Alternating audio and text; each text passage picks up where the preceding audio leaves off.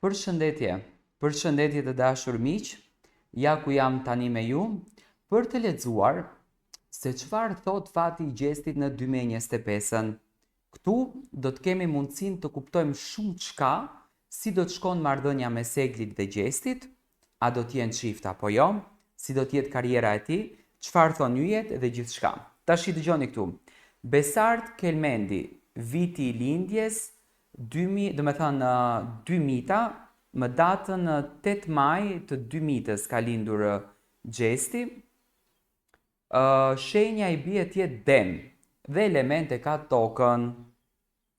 Të lindurit në shenjën e demit janë këmbëngulës me shije të rafinuar për artin dhe estetikën dhe shpesh të pajisur me një zë të fortë, prezencë të ngrohtë dhe tërheqëse. Është më se e vërtet kjo gjëja. Këto cilësi përputhen mjaft me profilin e besartit si artiste dhe figurë publike karizmatike. Tashi 2025 është një vit i artë për ngritjen profesionale të besartit. Domethënë Gjesti e ka ngritjen më të mirë në vitin 2025. Nga fillimi i vitit, energjitë e reja dhe pozicionimet planetare, sidomos ndikimi i Jupiterit dhe Uranit në fushën e karrierës, nxisin zgjerim, krimtari dhe guxim për të dalë jashtë kornizave të zakonshme. Gjesti e bëri këtë gjë, do të thënë për Gjestin, ky vit është viti më i bukur. Tani, pikat kryesore në karrierën për vitin 2025, dëgjoni me detaje, është janari dhe marsi, janë fiksa ato momentet kur Gjesti pati ngritjen e tij në Big Brother, nxori vlerën e tij, tregoi njeriun e tij, tregoi shpirtin e tij fisnik, një periudhë reflektimi dhe planifikimi, ai gjatë gjithë kohës bënte plane brenda shtëpisë së Big Brotherit, punonte në heshtje për muzikën e tij, gjë të cilën Gjesti po përgatiteshte për të dalë nga shtëpia e Big Brotherit. Nga prilli në qershor është super kulminacioni i karrierës së tij. Domethënë maj qershor Gjesti do të ketë publikimin e një këngë ose të një videoklipi që do të bëjë honën në rrjetet sociale, prania e tij do të rritet ndjeshëm. Është më se vërtet, ja dhe kjo gjëja e thot, domethënë që Gjesti do të ketë një super këngë të bukur që po e sjellën.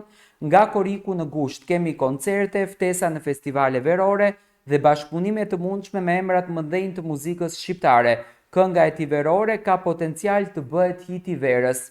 Domethënë në Korike dhe në gusht kemi kulminacionin e klikimeve të punës së Gjestit dhe këtë që në fakt thot horoskopi, dhe në shtator dhe në dhjetor mundësi për të performuar jashtë, përveç se i ka këto mundësi tani, domethënë në muajin maj dhe në qershor që në fakt në Korik, në muajin Korik është Gjesti në Shtetet e Bashkuara të Amerikës, do ketë dhe një dalje tjetër përsëri nga shtatori deri në dhjetor jashtë shtetit.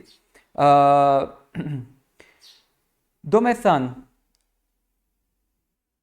është një gestikulacioni dhe stili i tij artistik, është një nga armët e tij më të forta, unike, ndryshe nga magnetikët për audiencën. Ai do të shfrytëzojë këtë identitetin për të krijuar një markën të vetën në treg.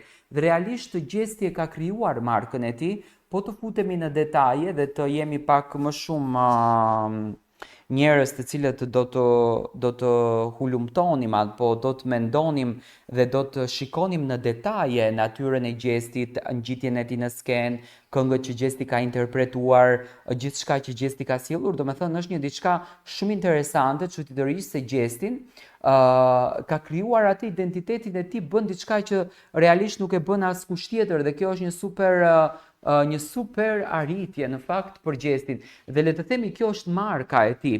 Tani do të vazhdojmë tek dashuria dhe marrëdhënien.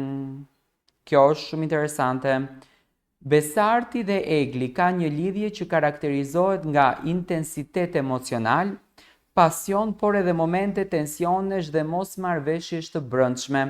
Ka shumë pasion mes tyre, por edhe dallime karakteresh që mund t'i bëjnë të testojnë ndjenjat shpesh. Kjo është më se e vërtet.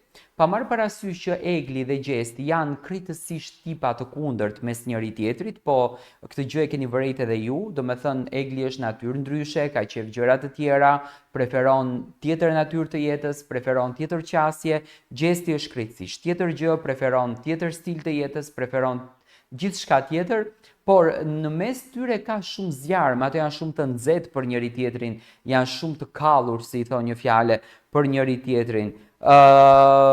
Pranvera, pasi që fillimi i vitit ishte me njohjen e tyre, me lidhjen e tyre, ne jemi dëshmitar të rrugtimit të tyre, do me thënë se si ato kanë patur baticat edhe zbaticat, por çuditërisht ato nuk rinin dot as një sekond pa njëri tjetrin bashkë dhe kjo gjë e bëri që ato në fakt të jenë në qendër të vëmendjes.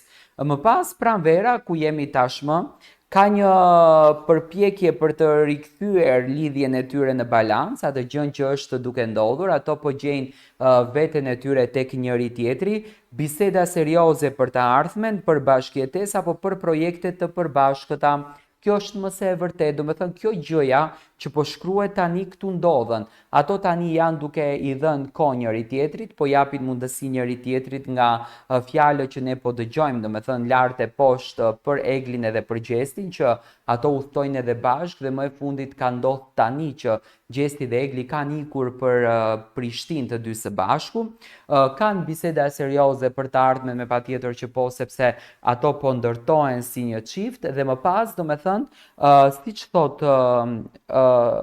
thon yjet, për ato të dy kanë biseda edhe për projekte të përbashkëta, edhe kjo gjëja është përfolur qoftë edhe në portokallin nga Egli. Do me thënë, gjëra që janë thënë sipas të komentimit të yjeve janë të vërteta, por si do t'jetë vera për to? Do me thënë që nga muaji Kori, Gugushti, është një moment kulmor, do me thënë, ose do të ndahen përfundimisht, ose do të vendosin të konsolidojnë lidhjen me një hap të madh, si bashkëjetesë ose fejesë. Por, më e afërt është kjo pjesa e dytë, sepse do me thënë në mes të verës ka një mes të tyre. Ose ka një ndarje të madhe, ose ka një bashkëjetesë të shpejtë apo fejesë. Në momentin që Gjesti, dëgjoni tani të logjikojmë çik. Momentin që Gjesti ikën në Kosovë, bën bashkëpunimin dhe e shoqëron Egli ditën e sotme, do me thënë këtu ka diçka që marrëdhënia e tyre është në rritje sipër, se Egli ka shkuar në Kosovë, do me thënë ka shkuar edhe për punën e Gjestit, që do e komentoj pastaj në videon tjetër. Më pas fund viti, nëse qëndrojnë bashkë, lidhja e tyre do të hyjë në një fazë të pjekur edhe të sinqertë. Tani, Egli dje ka shkuar në Kosovë, ka shkuar bashkë me Gjestin, ka shkuar ta shoqëroj Gjestin në rrugtimin e tij që ka patur këtë në shkrimin me kontratën që unë e thash më herët që Gjesti ka bërë. Do me thënë, Egli është në rrugtimin e tij dhe shkon brapa rrugtimit të tij në gjithçka dhe kjo tregon që ato kanë një marrëdhënie të mirë dhe janë një lidhje të mirë mes njëri tjetrit. Tani, a janë këto çifti fatlum? Bëhet pyetja. Nëse ruajnë komunikimin dhe nuk lejojnë që karriera të bëhet bariera mes tyre, ka një tërheqje të fortë shpirtërore në këtë mes, por edhe ego të dyanshme që mund të përplasen nëse nuk menaxhohen mirë. Realisht kjo ka qenë rrugtimi i tyre nga fillimi në fund. Egon e kanë patur gjithmonë në mesin e tyre. Egoja ka qenë nga të dy anët dhe në shumicën e rasteve ky çift ka patur shumë zënka, sepse tërheqjen shpirtërore ju e dini shumë bukur që Egli dhe Gjesti e kanë patur shumë mes njëri tjetrit. Por egoja që kanë patur ato të dy nuk i ka lënë që të marrin vendime edhe më serioze, por që Egli e shoqëron Gjestin në Kosovë, ku sot Gjesti bën nënshkrimin në një ndër produksionet më të fuqishme të Kosovës, atëherë këtu kuptohet që çifti është bashkë dhe janë në ditët më të lumtura. Tani, unë do të them edhe parashikimin e fatit të tyre për jetën edhe për artin në 2025, ndëgjoni mirë këtu. Viti 2025 është një vit transformimi për Besartin nga një artist në një rritje, në një figurë me peshën në skenën muzikore.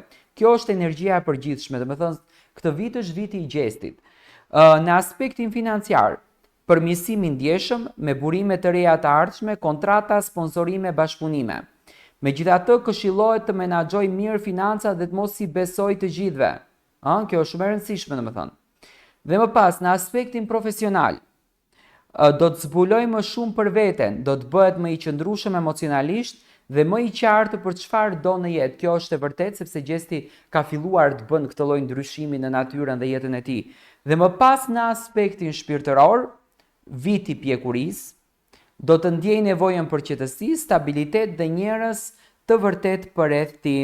Tani në fjalët përfundimtare për besin, bestarti, ylli yt është në ngritje, mos të ndal hapin dhe mos u frikson nga suksese që të presin. Në dashuri qëndroj vërtet, në muzikë qëndroj guximshëm dhe në jetë mos haro kur rënjët e tua.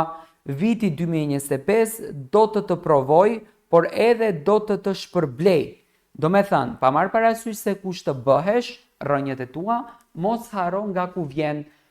Besarti dhe egli, apo gjesti dhe egli, janë në një ngritje superiore si në aspektin financiar, atë profesional, por edhe atë shpirtëror. Do me thënë, në pjesën e dashurisë, prite që ato të kenë një rritje të besueshme dhe të bukur dhe të na shpërblejnë ne publikun ton me një fejes, ashtu thuhet, në këtë verë do ndodhen, ose mund të kemi një ndarje të menjëhershme, por te ndarja yjet nuk ishin shumë të sigurt sa ishin te kjo pjesa e fejesës, ndërsa te pjesa tjetër, te financat, te ngritjet e tyre të karrierës, ato do t'jenë pafund stratosferë.